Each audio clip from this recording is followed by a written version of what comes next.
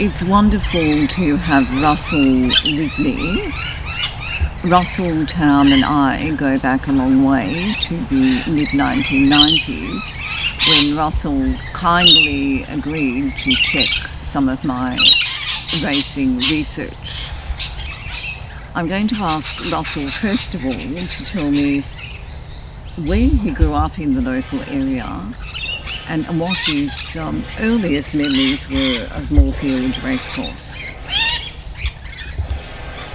And the family moved from Parramatta to Cogra in 1938, just at the stage when the steam trams were going off and those beautiful two double-decker trolley buses were coming into vogue. I lived in Barton Street, Cogra, which virtually paralleled Marshall Street, and to the north the old racecourse that we all loved so much.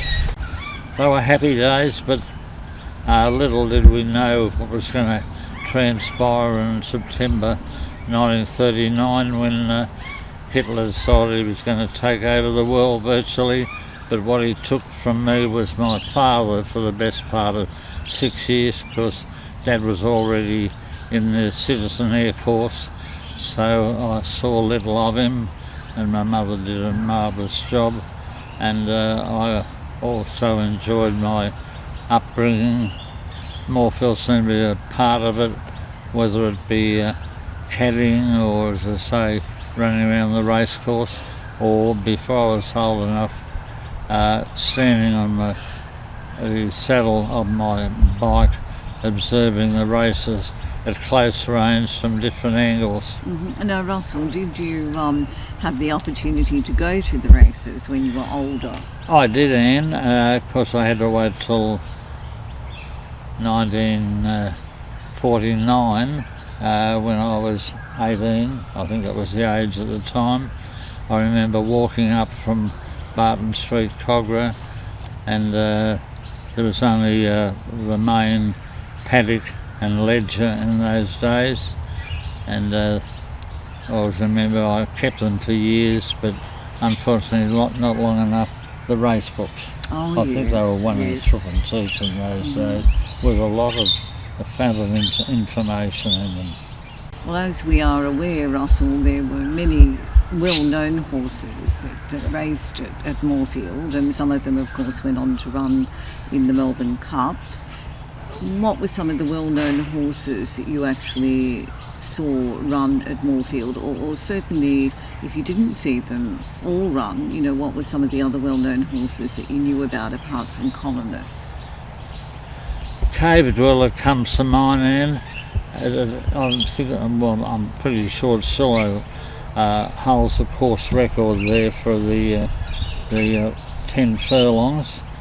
But a horse I particularly liked was a sprinter, and I'm sure it won, even in my time, 4 races there.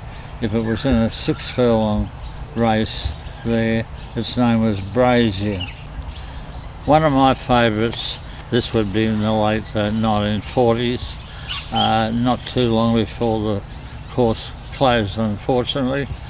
Its name was Brazier, and it seemed to talk about horses for courses. It made that truism very much to the fore. It seemed that Brazier at Moorfield, to memory, had won at least 3 or maybe 4 races there over a fairly short period of time. Just seemed to love the joint, and its jockey was Ted Fordyce. He seemed to know how to ride it. I observed it many times from the 3 furlong post. Sounds a long way out, but it was sort of in line with the winning post.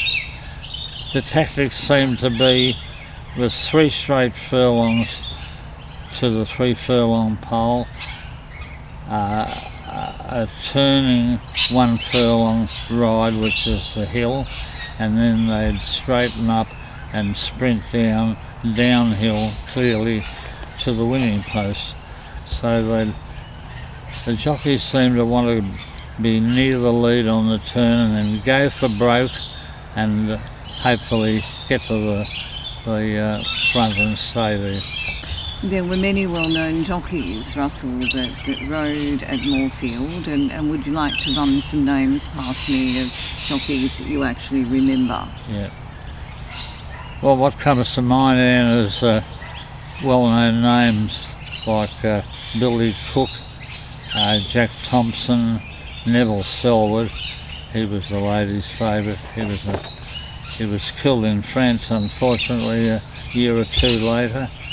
And Darby Munro, of course, and Noel McGrowdy, and Ted Fordyce, Ray Selkirk, and of course the local hero, the Podmores, George and Arthur Podmore.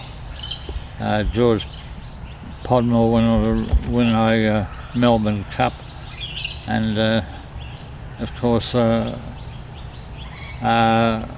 a grey horse that was locally owned by a local wool grazier who made a lot of money during the war when wool was a pound, and that was a lot of money in those days. F.W. Hughes was the gentleman who had a string of horses trained by J.W. McCurley, and his racing colours were red and white check and red cap. His alternate colours were the same, only dark blue sleeves and dark blue cap. He still retained the red and white check.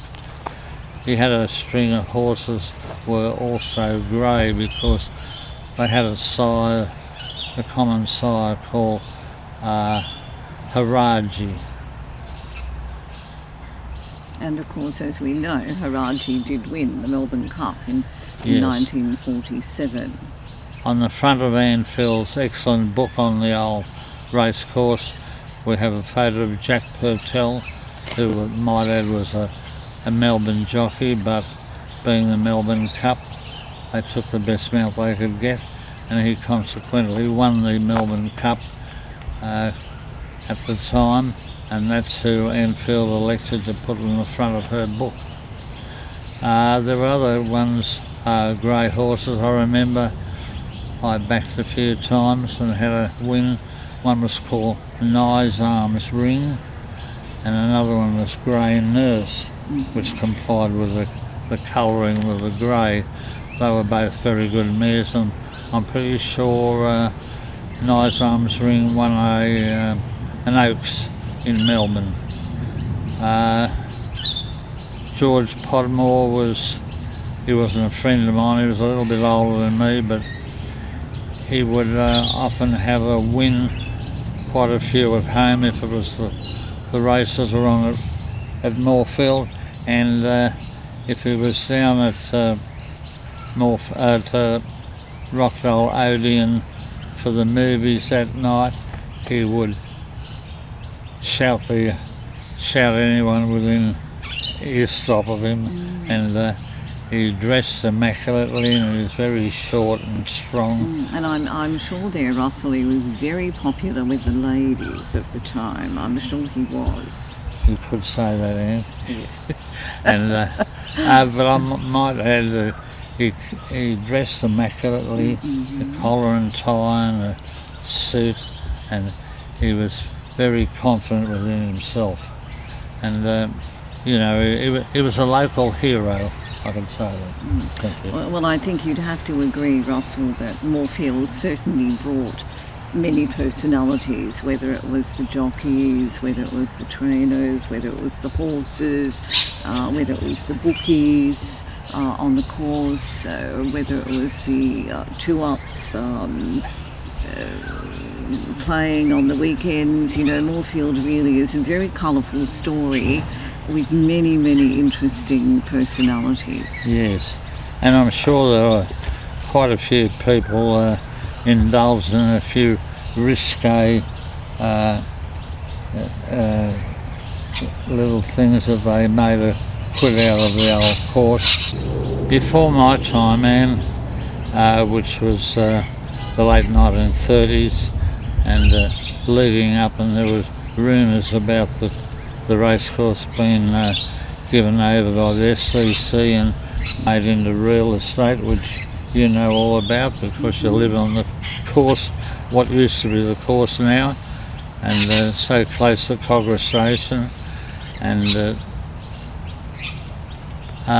so the rumours came that it was going to be sold, and eventually was sold, and the local people, including me, and I was engaged by then, thinking about real estate, and I attended they auctioned off most of the building lots, and the locals were horrified. It was the money it was bringing at the time was too much for me. That's why I finished up out at Caringbah. But we used to enjoy running around the course proper at night. Just 2 or 3 of my mates would do one lap, which is about a mile, and it was all to do with training for St George Harriers. We used to run around the Cogra, Scarborough Park Pond, and as I say, there were many happy memories there. And during the war, Anne, that big grandstand, which was the paddock, they had a huge red cross painted on the roof. You could see it from as far as Ramsgate comfortably, you know, looking north. And also they had troops in there during the war, and I think the people were thinking the Japanese were going to invade along the beachfront, which is now Monterey. But there was a lot of activity, you know, to do with the war. But of course, there was no racist hell for quite a break there during the war, because everything was on hold. I could mention about Ken Howard, and we'd run over a close finish, and we'd call out, "What won it, Mr. Howard?" He said, "You can lay London a brick on that the horse on the outside, so and so, has got up on the last strider." He was uncanny and with his accuracy, and he was looking right across the course from the other side. Of course, he couldn't compete with Lockie Melville. No, so Lockie was actually the on-course broadcaster. Now, Russell, you might want to add some points on Cogra Golf Club. Yes, Anne. It was only a 9-hole course.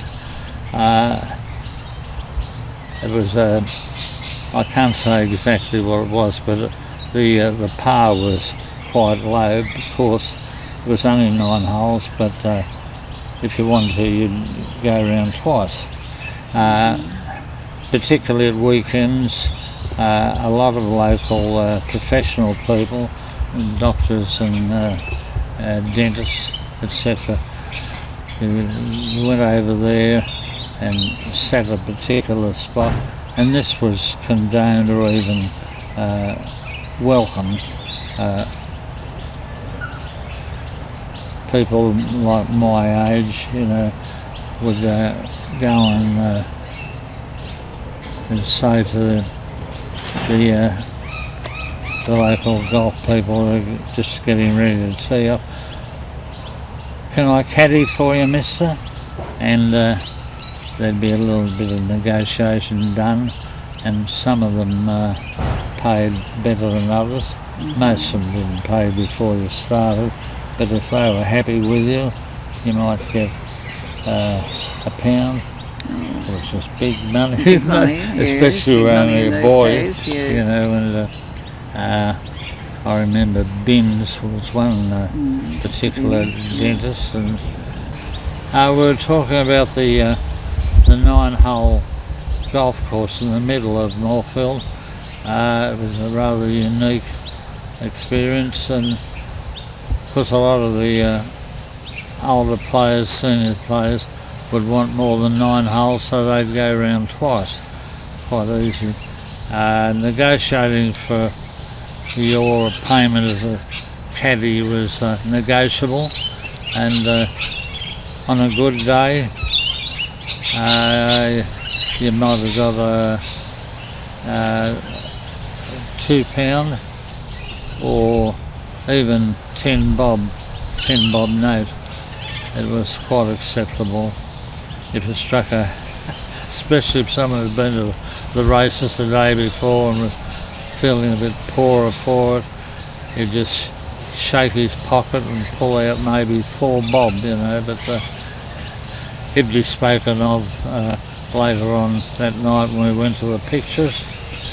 And off and in, George Podmore would be down there, and he was very popular with the young ladies, and very well dressed, well mannered, very smart as a jockey, and he was a very nice human being.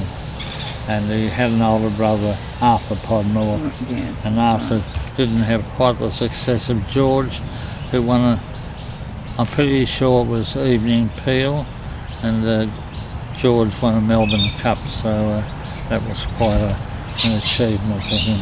But he was a local hero, Well, Russell, I'm just going to say a very special thank you for talking to me today of your memories of Moorfield Racecourse.